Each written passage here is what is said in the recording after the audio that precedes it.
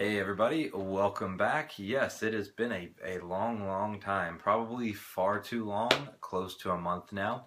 I do apologize.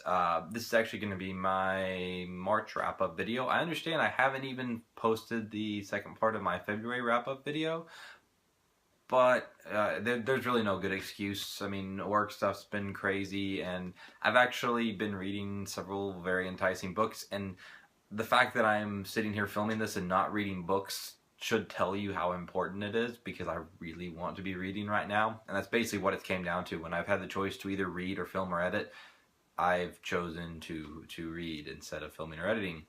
Even though I have several videos from March that I already filmed, they just need to be edited and uploaded. But so I felt like I needed to apologize for my absence, which is what I'm doing in the first minute or so of this video.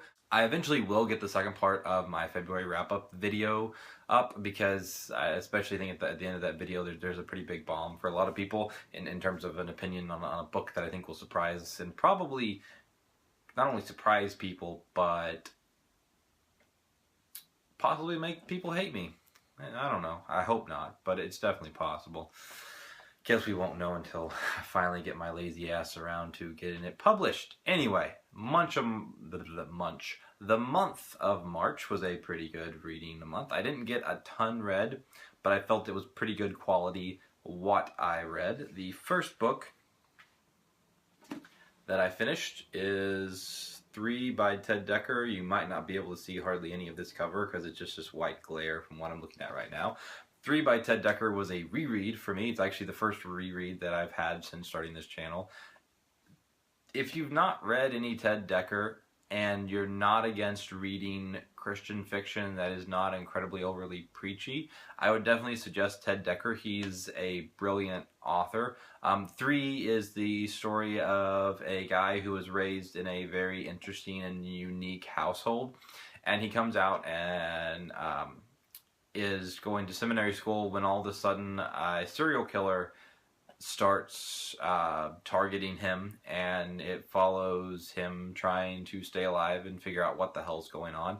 It's definitely suspenseful. It's pretty action-packed. It's it delves pretty deeply in some ways into the psychological aspects of people and humanity, and he is a Christian author, so there is talk of Christianity and so much. So if you hate Christianity or hate the idea of reading a Christian book, I wouldn't suggest it.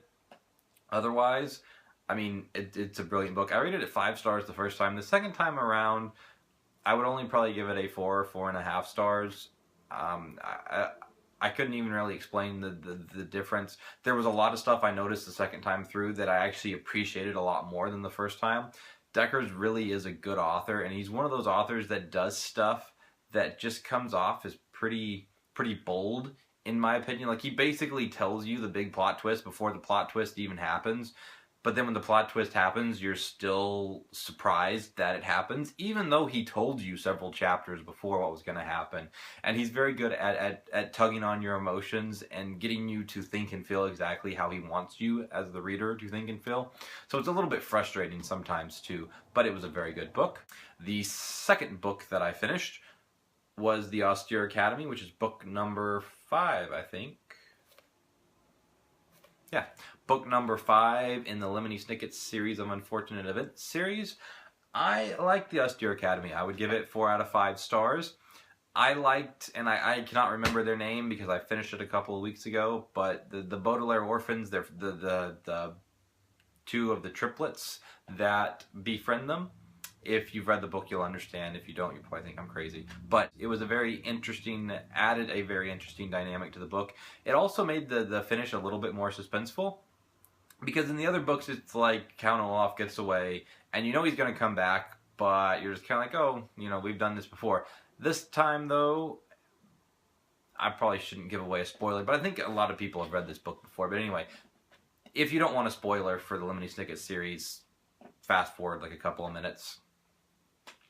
But at the end of this book, Count Olaf, the villain, captures the Baudelaire orphans' friends and takes them captive, which has me wanting to read the 6th book a lot more than any of the other books left me wanting to read the next book.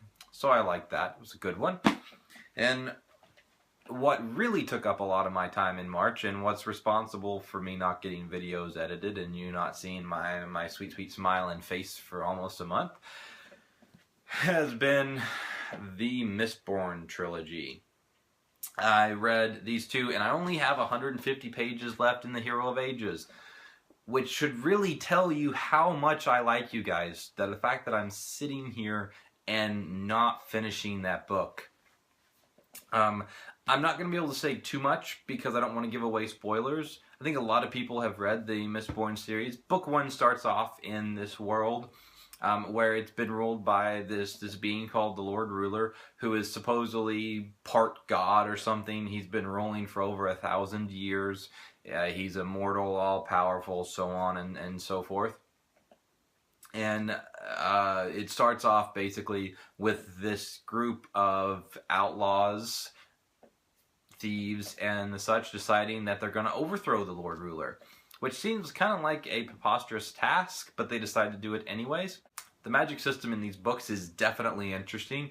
It's all based basically around physics. There's anything supernatural except for the fact that how they actually control things is by ingesting metal and then like burning it in their system, which I thought was pretty interesting. It's definitely a very unique magic system. I like the fact that it's based mostly in physics, so it makes it almost believable, or a little bit more believable than I think most magic systems are. Unfortunately, I can't say too much more about it because I don't want to be too spoilery, but suffice it to say, the books are brilliant. I ended the first book giving it 5 out of 5 stars. I thought it was really good. I ended the second book giving it 5 out of 5 stars, thinking it was really good. And I'm not even finished with the third book, but I feel like the third book has really gone above and beyond any other fantasy series that I've ever read about. It's taken it to a whole another level, and I almost feel like I need to re-rate these first 2 books because I think the third book, unless it just goes downhill in the last 150 pages, it's just going to be absolutely freaking fantastic. I cannot say enough about Brandon Sanderson. I feel like such a fool for resisting getting on his bandwagon at first, but alas, I'm only human. That was my March wrap-up. Again, I do apologize for my absence. I have several videos already filmed, and I'm planning on filming a couple of videos in addition to this one. So hopefully, going forward, I'll get back into a more consistent pattern of posting videos for you guys. But I thank you for sticking with me, and hopefully I will see y'all next time. Y'all have a great day. Bye.